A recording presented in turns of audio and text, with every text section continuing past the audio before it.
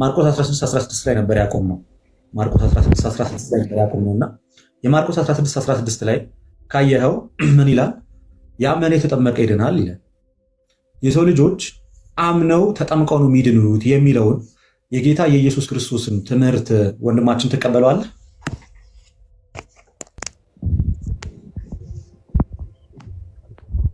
ድምፅህ እንትናል አይሰማም። መጽሐፍ ቅዱስ ላይ የተጻፈውን ቃል በሙሉ እቀበላለሁ። ኦኬ፣ መጽሐፍ ቅዱስ ላይ የተጻፈውን ቃል የምትቀበል ከሆነ ጌታ የሰው ልጆች የሚድኑት አምኖ ተጠምቆ ነው። ስለዚህ አምኖ ሲጠመቅ ሰው ይድናል ማለት ነው አይደለ? አጠገቤ ባይብል ስለሌለ ገላትያ 2:16 ታውጣልኛል። ገላትያ 2:16 ከጥቅስ ወደ ጥቅስ መዝለል እንዳይሆንብን ይሄኛውን ሀሳብ ላይ ተግባባል። እግዚአብሔር ቃል ነው መዝለል የሚለውን ቃል እንተውና የእግዚአብሔር ቃል ነው የነገርከኝ፣ እኔም የእግዚአብሔር ቃል ነው የነገርኩ። 2:16 ተያያዥነት ያለው የጠቀስከው የመጽሐፍ ቅዱስ ክፍል ላይ እንሄዳለን። እዚኛው ሀሳብ ላይ ግን ተግባባን ወይ? እንግባባለን፣ ችግር የለም እንግባባለን። 2:16 ላይ እንድትሄድ ነው ልደት፣ እንግባባለን። ዞሮ ዞሮ ለመግባባት አይደል አላማችን። ይሄኛውን ክፍል ምን ብለን ዘለ ነው እንሄዳለን? ገላትያ ላይ ይሄኛው እሱን ልመልስልህ እኮ ነው፣ እሱን እንድመልስልህ ነው። ገላትያ 2:16 ላይ ብታነበው፣ ነገር ግን ሰው በኢየሱስ ክርስቶስ በማመን እንዲጸድቅ እንጂ በሕግ ስራ እንዳይሆን አወቅን። ስጋን የለበሰ ሁሉ በሕግ ስራ ስለማይጸድቅ እኛ ራሳችን በሕግ ስራ ሳይሆን በክርስቶስ እምነት እንጸድቅ ዘንድ በክርስቶስ ኢየሱስ አምነናል ይላል። ኦኬ ኦፍኮርስ እኛ የሕግ ስራ ለመናገር የፈለግኩ ሀሳብ ምንድን ነው? ይህን እንድትይዝልኝ ነው፣ እንድታነበው ፈልጌ ነው የፈለጉት ሀሳብ ምንድን ነው? አይ በደንብ አልተሰማኝም ልደት፣ እያስተጋባብኝ ነበር። ነገር ግን ሰው በኢየሱስ ክርስቶስ በማመን እንዲጸድቅ እንጂ በሕግ ስራ እንዳይሆን አወቅን። ስጋን የለበሰ ሁሉ በሕግ ስራ ስለማይጸድቅ እኛ ራሳችን በሕግ ስራ ሳይሆን በክርስቶስ እምነት እንጸድቅ ዘንድ በክርስቶስ ኢየሱስ አምነናል ይላል። በክርስቶስ ኢየሱስ እንጸድቅ ዘንድ በክርስቶስ ኢየሱስ አምነናል። ስለዚህ ለጽድቅ ኢየሱስን ማመን በቂ መሆኑን አወቅ ማለት ነው። መልሶ ተመለሰል። እዚህ ክፍል ላይ በኢየሱስ ክርስቶስ በማመን ብቻ ጽድቅ ይገኛል ብሎ እየተናገረ ሳይሆን ቅዱስ ጳውሎስ በሕግ ስራ የሰው ልጆች ሊጸድቁ እንደማይችሉ፣ ያ ማለት ቀድሞ በነበረው ስርዓት በሕግ ስራ ሰዎች መጽደቅ አይችሉም። ኦፍኮርስ የሰው ልጅ አዎ በሕግ ስራ ይጸድቅ ዘንድ አይችልም። እኛ በሕግ ስራ ጽድቅ አለ ብለን አናምንም። ሰው ጳውሎስ ስትሪክትሊ እየተናገረ ያለው የሰው ልጆች በክርስቶስ ኢየሱስ በማመን የስ ይጸድቃሉ፣ በሕግ ስራ ግን አይጸድቁም። እናንተ እንደምትሉትም ደግሞ ይሄ የጳውሎስ ሀሳብ ልክ ነው። እናንተ እንደምትሉት ደግሞ በእምነት ብቻ ደግሞ አይጸደቅም። ጳውሎስ እዚህ ክፍል ላይ የሰው ልጆች በክርስቶስ በማመን ይጸድቃሉ። ይሄ በእምነት የሚገኝ ጽድቅ እኮ ባይዜ በጣም መጽሐፍ ቅዱስ አለ።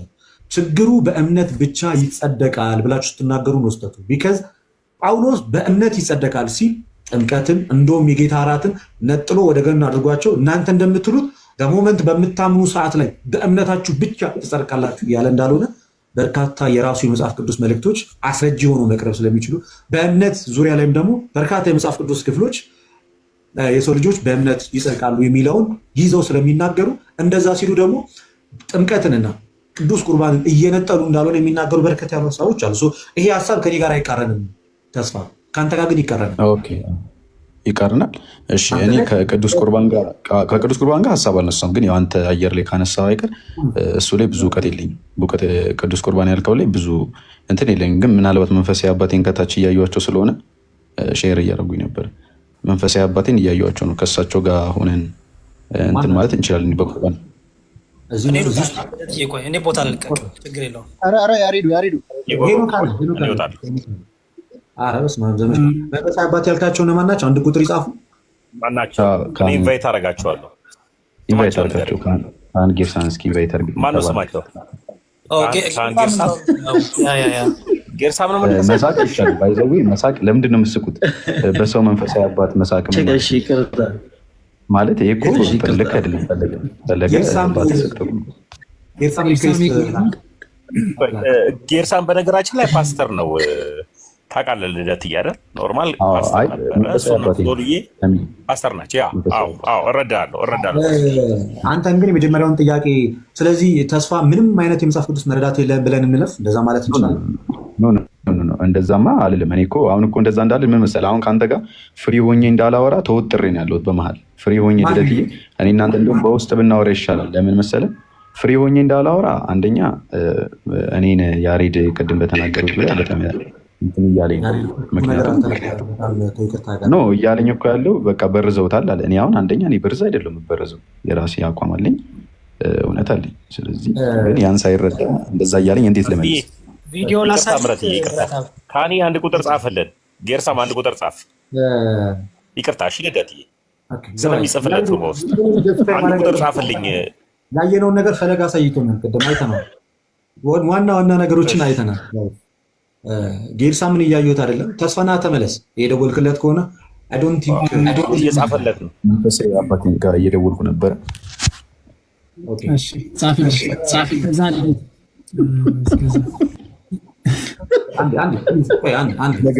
ይረብሸው በጣም ይረብሻል። ለምንድን ነው ወደ እኔ አድርገውና አቴንሽንን ወደ እኔ ሰብስበውና ከኔ ጋር እየተወያየን እንቀጥላለን። የሰው ልጆች አምነው ተጠምቀው እንደሚድኑ መጽሐፍ ቅዱስ ይናገራል አይደለ ወንድማችን? የለም ጌርሳም አለው። አይ ጌርሳም የለም፣ የመንፈስ አባት የለም፣ አልቻለም መጥራት። እሺ መንፈሳዊ አባት የለም፣ ችግር የለም። እናንተም ካላችሁ በቂ ነው። እኔ እኮ አሁን እኮ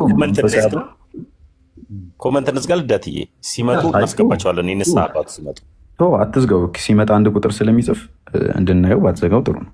ሲመጣ ምናልባት እሱ የሚኖርበት ሀገር ላይ ገና እየነጋ እንትን ነው ስለሆነ ኦልሬዲ ሰዓቱ እንትን ብሏል እና ምንድነው ቴክሳስ ነው ጌርሳም ያሉት ቴክሳስ ናቸው። አይ ቲንክ እኔ ካለሁበት አናወር ወደኋላ ናቸው። ስለዚህ አሁን ከሰዓት ነው ወንድሜ፣ ከሰዓት ነው ማለት ነው። ከሰዓት ነው፣ አንድ ሰዓት ከኔ ወደኋላ ናቸው። ስለዚህ ከሰዓት ነው አይደል? ምላልከኝ 5 ሰዓት አካባቢ ማለት ነው ከምሳ በፊት። ኖ አሁን ስሳ መሰለ በእኛ ኦልሞስት 2 ፒኤም ነው ከቀኑ። በኢትዮጵያ 8 ሰዓት ነው የምትሉት፣ ምሳ ሰዓት አልፎ 8 ነው። እነ ጌርሳም ጋር 1 ፒኤም ነው የሚሆነው ማለት ነው። ኦኬ 7 ሰዓት ነው ማለት ነው ኢትዮጵያ። በቃ ወይ ምሳ እየበላ ይሆናል።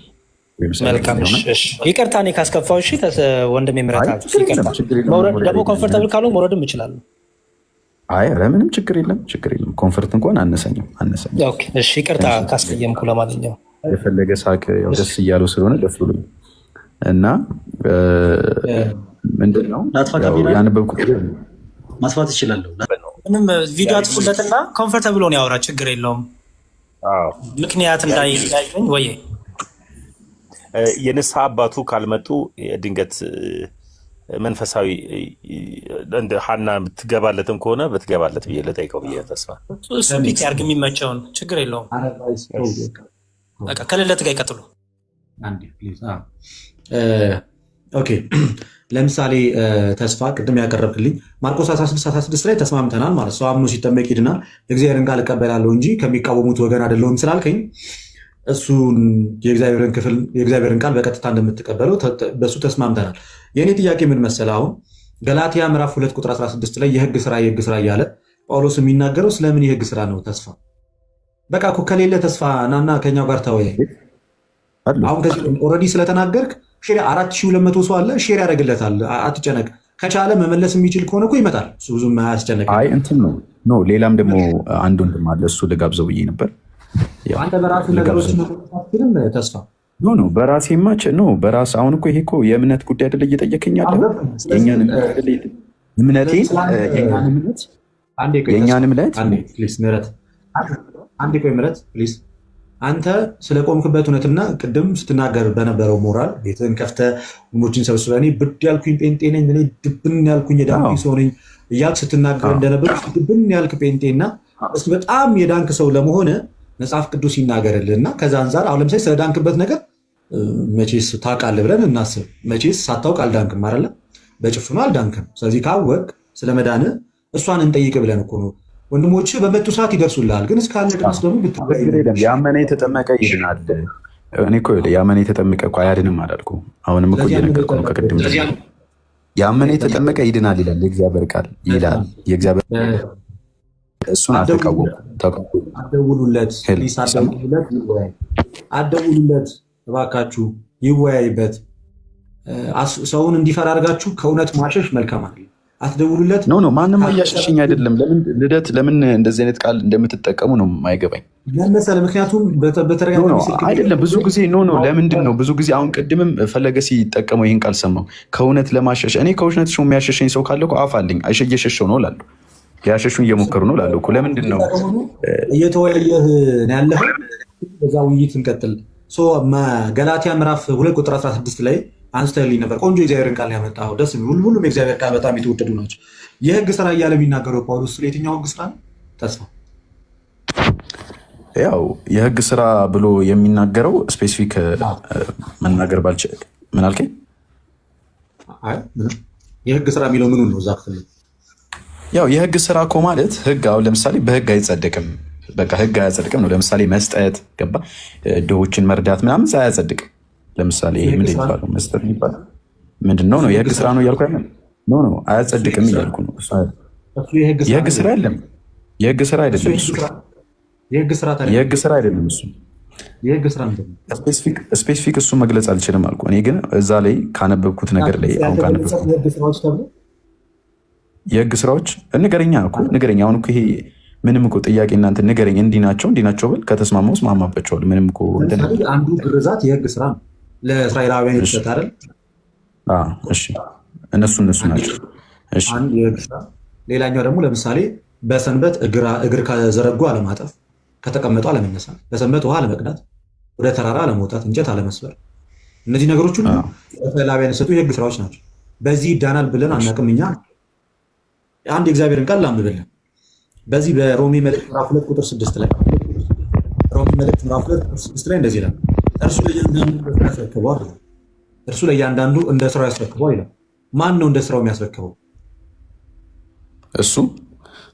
እርሱ ለእያንዳንዱ እንደ ስራው ያስረክበዋል ይላል። ማን ነው ለእያንዳንዳችን እንደ ስራችን የሚያስረክበን?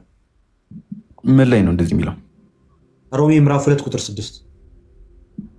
እሺ ከላይ ከፍ ብለ ያለውን አንብብልኝና በደንብ ትዝ እንዲለኝ። ያው መጽሐፍ ቅዱስ ስወጣ ለማንበብ እንትን ይልኛል። ለዛ ነው ከፍ ብለ ወይ ጀምረ ብታነብልኝ። ከአንድ ጀምሮ ላንብብልህ ደስ ይለኛል በጣም። ኦኬ ሮሜ ምዕራፍ 2 ቁጥር 1 ስለዚህ አንተ የምትፈርድ ሁሉ ሆይ የተመካኘ ሆይ የለም፣ በሌላ በምትፈርድበት ነገር ራስን ትኮንናለህ። አንተ ፈራጁ ከነዚያ ታደርጋለህ። እንደዚያውም የሚያደርጉት ላይ የእግዚአብሔር ፍርድ እውነተኛ እንደሆነ እናውቃለን። አንተ እንደዚህ በሚያደርጉ የምትፈርድ ያንም የምታደርግ ሰው ሆይ አንተ ከእግዚአብሔር ፍርድ የምታመልጥ ይመስልሃልን? ወይስ የእግዚአብሔር ቸርነት ወደ ንስሐ እንዲመራ ሳታውቅ የቸርነቱን የመቻሉን የትዕግስቱንም ባለጠግነት ትንቃለህን?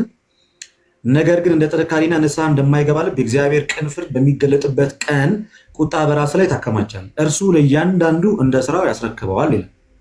ማን ነው እንደ ስራው የሚያስረክበው?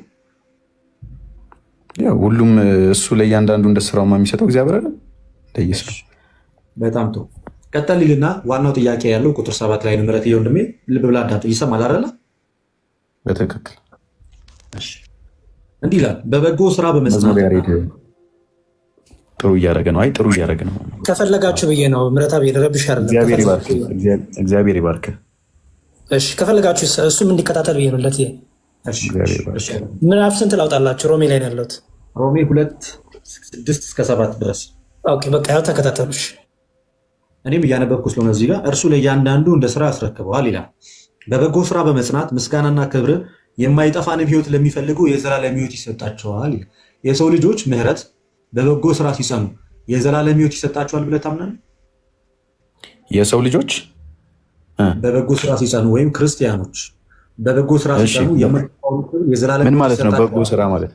በጎ ስራ ማለት ወደ ሀሳቡ ማብራራት እንሄዳለን። በጎ ስራ መጽሐፍ ቅዱስ ላይ ለምሳሌ በበርካታ ቦታዎች ላይ ተቀምጧል። ከዛ ውስጥ ገላትያ ምዕራፍ 5 የመንፈስ ፍሬዎች ብሎ የሚጠቅሳቸው አሉ። ገላትያ 6 ላይ የሚጠቅሳቸዋል። ግን በጎ የሆነ ስራ ወይም ደግሞ መልካም ስራ የተባሉ ጌታ በፍርድ ቀን ሲመጣ የሚጠይቃቸው አሉ። ለምሳሌ ብራብ አላበላችሁኝም፣ ብጠማ አላጠጣችሁኝም፣ ብታመም አልጠይቃችሁም። አላምንም፣ አያጸድቁም። ጌታ ግን ጌታ እንደሚያጸድቁ እየተናገረ ነው። አትቀበለውም? የጌታን የቱ ጋር ነው የሚለው? ኦኬ አንደኛ በበጎ ስራ መጽናት የዘላለም ሕይወት እንደሚያሰጥ ጳውሎስ ይናገራል። መዝሙሬ ማቴዎስ 25 ትልቅ ክፈትልኝ። ጽድቅ የእግዚአብሔር መንግስት መውረስ ነው አይደለ ወንድሜ? ግን ይሄኛውን መጀመሪያ አብራራልኛ። አሳየኝ ስላልከኝ ነው። እነሱን ባትለኝማ አይ ነው እዚህ ጋር በበጎ ስራ የሚለውን አይ እንትናን ነው መዝሙር ያሬድ ነው ከላይ ምልክት እንዲያደርግልኝ ነው። በበጎ ስራ የሚለው ጋር ምልክት እንዲያደርግልኝ ፈልጌ ነው። እዚህ 7 ላይ ነው አይደለ? አድርግለት። በበጎ ስራ በመጽናት ምስጋናንና ክብርን የማይጠፋን ህይወት ለሚፈልጉ የማይጠፋን ህይወት ለሚፈልጉ የዘላለም ህይወት ይሰጣቸዋል። የማይጠፋ ህይወት ማለት ማን ነው? የማይጠፋ ህይወት የሚለው መጽሐፍ ቅዱስ ላይ እውነተኛው ህይወት ክርስቶስ ኢየሱስ ነው። ምህረት የሚፈልጉ ነው የሚለው። የማይጠፋ ህይወት የሚፈልጉ ነው የሚለው።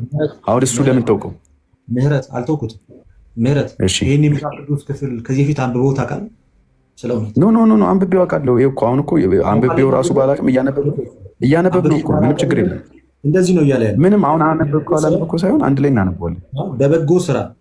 በበጎ ስራ በመጽናት ምስጋናና ክብርን የማይጠፋንም ህይወት ለሚፈልጉ የዘላለም ህይወት ይሰጣቸዋል እያለ የዘላለም ህይወት ምን ይላቸዋል? ይሰጣቸዋል። እሺ ከዛው አንድ ዙርልኝ ያሬድ ይቅርታ ላስቸግር። የማይጠፋን ህይወት የሚለው ጋር አንድ ያዝልኝ። የማይጠፋ ህይወት ክርስቶስ ኢየሱስ ነው። የማይጠፋ ህይወት እሱማ የማይጠፋ ህይወት የሚሰጥ ነው ክርስቶስ እሱ ራሱ እኮ በቃ የማይጠፋ ህይወት የሚሰጥ ከሆነ የማይጠፋ ህይወት የሚሰጠውን እያለ እኮ ነው። አንዴ ወንድሜ ከላይ ጀምሮ አንደኛ ሰከን ብለህ እሺ ስታይ እርሱ ለእያንዳንዱ እንደ ስራ ያስረክበዋል ብሏል። አሁን ዋጋ ሰጪ ክርስቶስ ኢየሱስ እንደሆነ ከላይ ነግረዋል። ይህንን ዋጋ የሚረከቡት ሰዎች በበጎ ስራ በመጽናት ምስጋናና ክብር የማይጠፋን ህይወት ለሚፈልጉ የዘላለም ህይወት ይሰጣቸዋል የሚለው የማይጠፋን ህይወት የዘላለምን ህይወት ሰጪው ራሱ ኢየሱስ ነው። በዚህ እንስማማለና ገብቶኛል።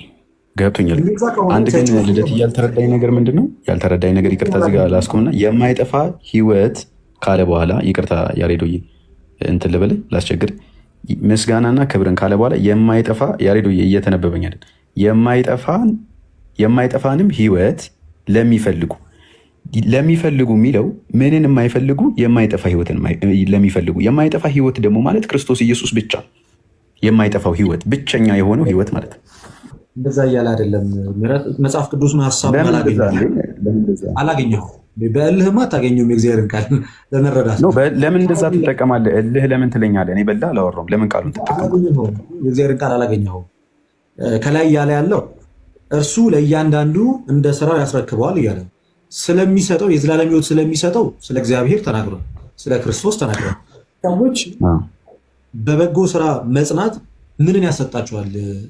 ምህረት ሰዎች በበጎ ስራ ሲጸኑ ምን እንዲሰጣቸው ያደርጋል? በበጎ ስራ በመጽናት ይላል። በመጽናት አሁን ምንን ያሰጣቸዋል ብለህ አይደለም እንደዛ ሳይሆን መጠየቅ አሁን ሳነበው እኔ እንደምመልስ እኔ አሁን ይኸውልህ ወንድም ልደትዬ በበጎ ስራ በመጽናት አንድ ይቅርታ ያሬዶዬ በመጽናት ምስጋናንና ክብርን የማይጠፋንም ህይወትን የማይጠፋንም ህይወት ለሚፈልጉ የዘላለም ህይወት ይሰጣቸዋል። የማይጠፋ ህይወትን ለሚፈልጉ የዘላለም ህይወት ይሰጣቸዋል። ተቀባዮች ናቸው እዛ ጋር ተጠቀሱት። ሰጪው ላይ ቁጥር 6 ላይ አስቀምጦልሃል። ተቀባዮቹ ደግሞ በበጎ ስራ የሚጸኑት ናቸው ብሎ ክሊር አድርጎ አስቀምጦልሃል። ኦኬ ከሰዓት አንጻር ማቴዎስ ወንጌል ምዕራፍ 25 ቁጥር 31 ላይ እስኪ ያሬድ አወጣል። ማቴዎስ ቁጥር 13 ላይ አንብብለትና ወደ ማቴዎስ እንሂድ። እዛው ዝቅ ብለህ እንደዚህ ይላል ምህረት በእግዚአብሔር ፊት ሕግን የሚያደርጉት ይጸድቃሉ እንጂ ሕግን የሚሰሙ ጻድቃን አይደሉምና ይላል። በእግዚአብሔር ፊት ሕግን የሚያደርጉት ይጸድቃሉ እንጂ ሕግን የሚሰሙ ጻድቃን አይደሉምና ይላል። ምህረት ሕግን ማድረግ ያጸድቃል ይላል። ሕግን ማድረግ ያጸድቃል እያለ ነው። እስቲ አስነብበኝ።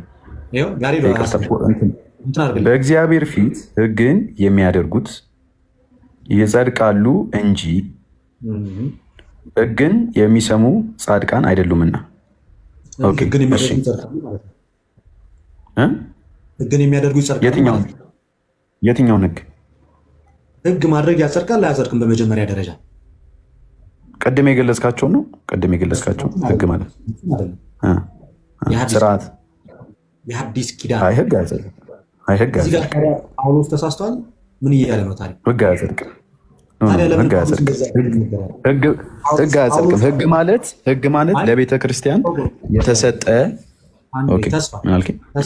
ቃሉን ትቀበላለህ አይደል? የጌታ ቃል ላይ መጨመር መቀነስ አይቻልም። ቃሉን እንቀበላለን።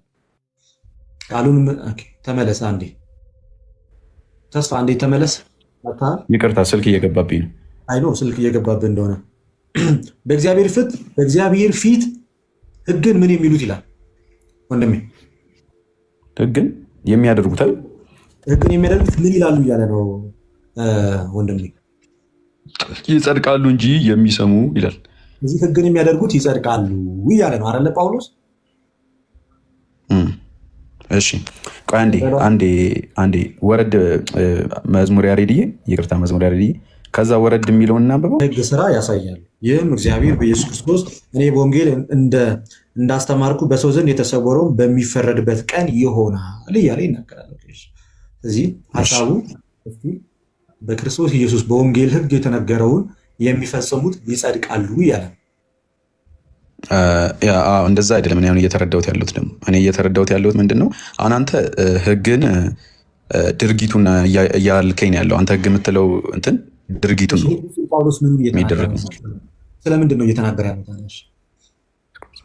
ስለ ኢየሱስ ክርስቶስ ወንጌል እኮ ነው። ይሄም ማለት በወንጌል ህግ አድርጉ ሲል ምን አድርጉ እያለ ነው።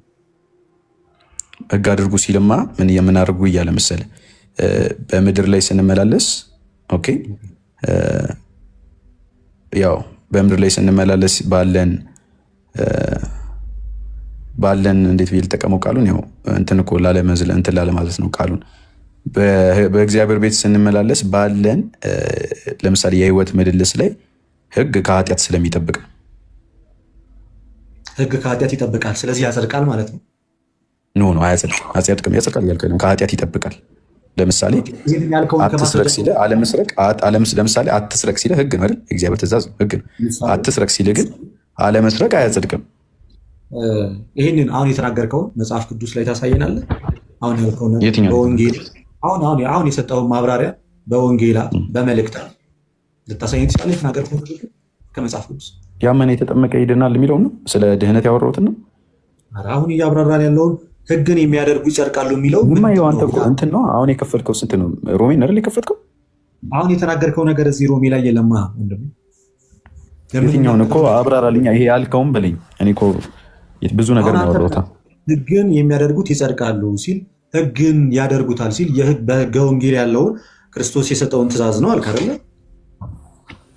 እነዛ ክርስቶስ የሰጠውን አልከኝ ቅድም። ስለዚህ እነዛ ክርስቶስ የሰጣቸው የሚያጸድቁትን ህጎች እስኪ ከመጽሐፍ ቅዱስ አሳየኝ። በወንጌል የተጻፈ በኢየሱስ ክርስቶስ ማመን ሱማ ማመን ነው። በቃ ማመን፣ በአንዱ በኢየሱስ ክርስቶስ ታምናለህ፣ ትጸድቃለህ። ኦኬ። ስለዚህ የህግ ስራ የተባለው በኢየሱስ ማመን ነው። የህግ ስራ የተባለው በኢየሱስ ማመን ላይሆን ይችላል። ነገር ግን በዛ ካልሆነ ለምንድን ነው በኢየሱስ ማመን ነው የምትለኝ ታዲያ? የህግ ስራ ማለት ኢየሱስ ምክንያቱም በአጥናፈ ዓለም ታሪክ ከዘፍጥረት እስከ ራዕይ ስለ ክርስቶስ አዳኝነትና ህያውነት ስለሚናገር ተስፋዬ፣ አሁን ስንነጋገር የተጠቀሱትን የመጽሐፍ ቅዱስ ጥቅሶች ትክክለኛው ቦታ ላይ እያዋልን ማውራት እንዳለብን ልንረዳ ያስፈልጋል። ስለዚህ ህግን የሚያደርጉ ይጸድቃሉ የተባሉት ህግ ማለት በኢየሱስ ማመን ነው አልክ። ላይሆን ይችላል አልክ።